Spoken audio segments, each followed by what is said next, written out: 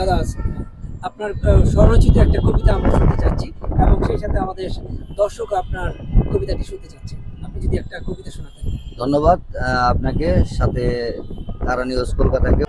শুধু দর্শক মণ্ডলী, এখন আমি যে কবিতাটি আবৃত্তি করব তার নাম দীর্ঘ অপেক্ষা। দূর পানে চেয়ে আছি দীর্ঘকাল, কেউ একজন আসবে বলে। সেই যে কবে দেখা, আর আসেনি কখনো।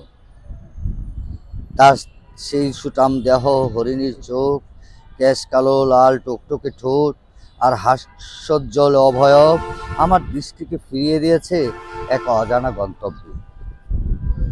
পথ হাঁটছি সীমাহীন, অবশেষে অবসন্ন ক্লান্ত দেহে বৃক্ষরাজির শীতল ছায়ায় বসে অপেক্ষার প্রহর গুনছে আমার সেই দুরন্ত দিকে। শুধু এক নজর তাকে দেখার অপত্যয়। সে কি আসবে আমার অনাকাঙ্ক্ষিত প্রত্যাশা পূরণে?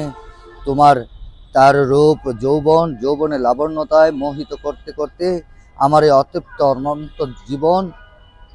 সে কি আসবে আমার শেষ অন্তিম যাত্রায়? তার আগমনে আমার আশান্বিত স্বপ্নের মৃত্যু ঘটবে, এ আমি নিশ্চিত। তার আগমনে দীর্ঘ জীবনের স্বপ্ন পূরণ, তদপি নব উদ্যমে যাত্রা শুরু হবে আমাদের। দুজনের হৃদয় জুড়ে সৃষ্টি হবে প্রেম, ঠিক যেন প্রেমালিঙ্গনে বুকে জড়িয়ে রে সাগর তার নদীকে। ধন্যবাদ।